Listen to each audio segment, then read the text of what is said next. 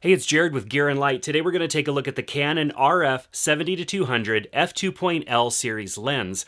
I've been utilizing this lens for the last couple of weeks and I absolutely love it. So before I dive in to this lens, the first time I saw it was in 2019 at NAB. I saw this small 70-200 lens and I thought, wow, finally, we have a telephoto lens in a small, compact form factor, and I was just blown away. I started seeing videos of other people that were shooting with it and their experiences, and I thought, oh man, I wish something small like that would come to Sony, where we just have good performance and a lens that was smaller, because I was traveling a lot, and I wanted something that was more compact when it was in my bag. I know that when I zoom, it's going to grow, it's going to get much longer, and this is as long as a normal 70-200 would be.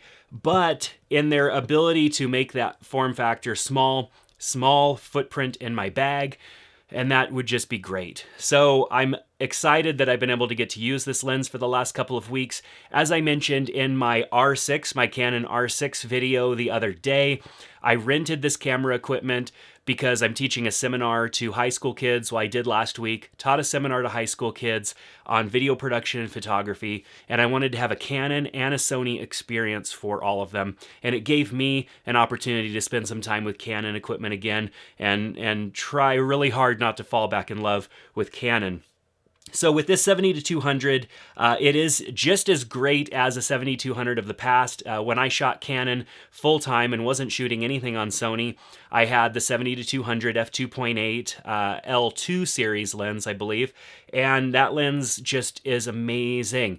And they brought all of that and more to the RF lineup for this R6. And so while a lot of other people have talked about this lens, and I don't need to come here and give you specs and talk about specs, even though it goes from f2.8 to f32, which is a massive range. I mean, it's nice, compact. The third ring on the lens that allows me to map that to ISO and adjust ISO right from the lens, because we've got not one for zoom, not two rings for focus, but we also have a third ring here for adjusting pretty much anything that has a range on the camera. And so for me, I like to set it to ISO because if you've watched any of my videos in the past where I talk about manual camera settings, you know that I use ISO to get me to the exposure that I want based on the aperture and the shutter speed that I want. So being able to adjust that right there is great. A fantastic addition to these lenses, and there are so many other interesting ways I've heard of people utilizing this for exposure compensation, just different things like that that make photography that much easier when it comes to capturing our shots. And so with this 70-200, I just wanted to talk about some of the photos that I was able to capture.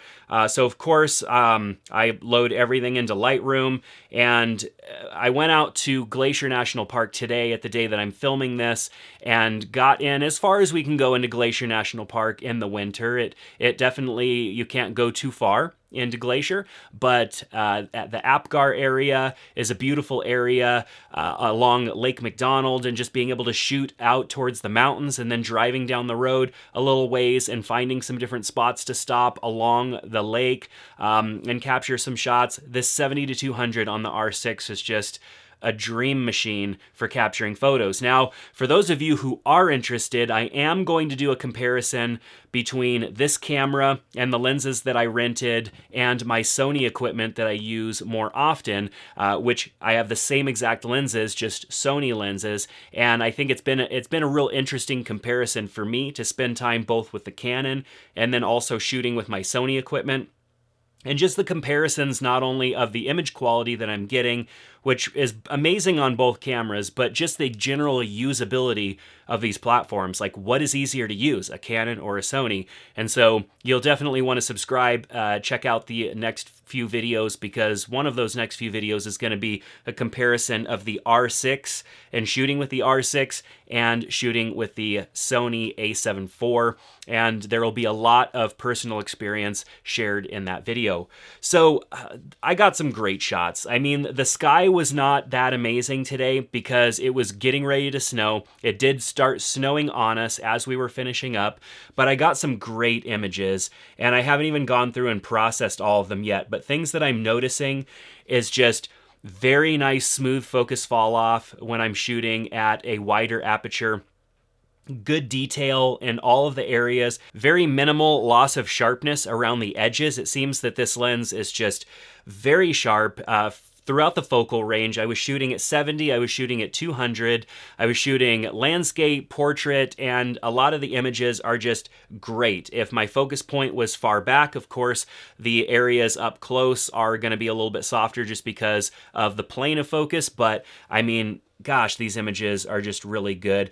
And there's something about the back of the screen on a Canon, and the images just look great on the back of the screen. And so I was excited just as I was out there capturing photos. And so as I'm looking through these, things that I'm noticing is just good color rendering. I mean, this is camera stuff, not so much the 70 to 200, but the 70 to 200 just gives me that range. You know, of course, there are the things that stick out. The fact that the lens is shorter. It is a 70 to 200 f2.8, so it's an expensive lens, and it has amazing image stabilization. And that also helped me in these scenarios where I wanted to get down to 1/100th of a second, or maybe even a little bit slower, which I didn't really do too much, but I can do that because of the image stabilization that we have here. If we look at the side of the lens, we've got the 3 different modes of stabilization, 1 being the weakest and 3 being the strongest and 2 being right in the middle. And when I'm in that mode, shooting stabilized, it is a dream just having that amount of stabilization and being able to shoot handheld. A lens like this, that's what you pay for. Besides the great quality glass, the beautiful rendered images, the stabilization is just unmatched in a lens like this. And then of course, if we just look at other features of the lens, of course we've got manual focus, autofocus switch. We've got a focus distance switch, I think is typically what I call it, whether you want full or closer up range of focus. And then we have a lock over here on the side, which helps keep the lens from just coming loose and falling out, because this lens does extend, as I said, and so as it extends, you definitely need the ability to lock it. As this lens ages, like most lenses that extend out, you'll be able to hang your camera up like this, and it's just the barrel of the lens is just gonna just fall down a little bit, and so the lock helps protect against that, and I think it even protects against your lens prematurely aging if you lock it. The lens also has a tripod ring, of course, that's fully removable if you want. So, you know, some good things about this lens that are fairly typical of previous 70 to 200 millimeter lenses, but, you know, with the RF, just a great all-around package. So as I continue to look at these images, everything that I had set up properly. So if I had my camera settings set up properly and I was able to get the camera to achieve focus where I wanted it to achieve focus, the images are just beautiful. And so, you know, right now this is a $2,800 lens, and so $2,800 here in the US, that's an expensive lens. And they do have an RF lens, 70 to 200, that's an f4. I think it's $1,000 less, so you save $1,000 and you can go to f4. You can't go down to f2.8. But for me, a lens like this is something that you want versatility out of. You want to be able to shoot outdoors, you want to be able to shoot indoors. An f4 for me in lower light situations just doesn't really cut it. I think you need the f2.8 if you're going to be shooting indoors. This f2.8, having the full range all the way up to f32, is just fantastic. I mean, that is a massive range that you can get out of this lens. And of course, pairing that, if you throw an ND filter or something like that on the front of it, I mean, that's going to help out a lot. I did not have an ND filter. All I had on the front of this lens was the protection filter that Lens Pro To Go put on it. And so, as you can see, there's a protection filter on the front of it, which they put good. There's a B&W protection filter, the XS Pro Digital on the front of this lens. So as I said, I rented this equipment from Lens Pro To Go, not only this camera and this lens, but a variety of other lenses that I'm going to come back and talk about here as well. And the reason that I'm making these reviews is because for me, I used to shoot Canon. I started out as a photographer shooting Canon 5D, 5D Mark II, 5D Mark III, and then started switching over to Sony, as a lot of people did. But now Canon, with their RF line, and now that they've gotten past the EOS R, which was a good camera but still kind of a catastrophe, Canon's really finding their footing and making some amazing cameras. And if you're interested in what I had to say about the R6, I have my initial thoughts video up, and I'll be doing a full review next week on the R6 and just how fantastic of a camera it is for those of us that love the DSLR form factor and features and just kind of love everything about the DSLR age of cameras, but want mirrorless cameras. I mean, this R6, fantastic. So back to the 70-200, a few last thoughts on this lens. First of all, I don't really care what else is going on. The fact that this lens is so short when it is at 70 millimeters means it's so much more versatile for me in being able to move and get around. I don't like carrying large bags.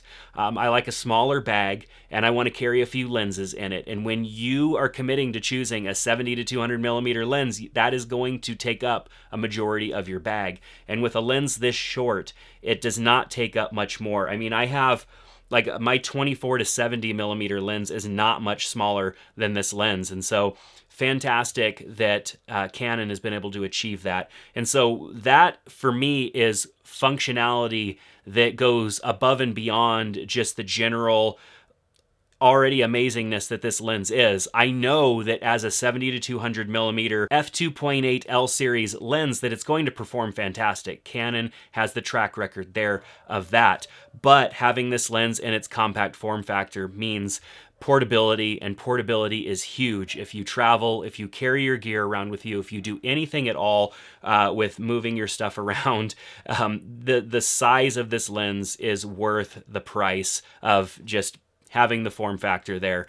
Yes, it does extend out quite far, and some people don't like that. And, you know, for me, I would worry about, you know, if I was shooting out in a wet environment, rain getting on this or what. It's all weather sealed and built to last. And this lens being a few years old now, not one person has complained that I was able to find about the fact that the lens extends out like that. It's not a big deal. The performance outweighs any cons that anybody can come up with. So yes, 70-200. If I was going to switch back over to Canon, this would be a must for me. I would have to buy this lens because it would be one of the reasons why I would switch back over to Canon, is because they're forward thinking like this. They're thinking, how can we make fantastic lenses smaller, and also how can we add functionality to lenses that nobody else has done, such as this third ring that's allowing me to map my ISO and other functions of my camera so that I have more access to them. This is forward thinking, and this is what Canon is doing, and I hope that everybody else gets on board with that.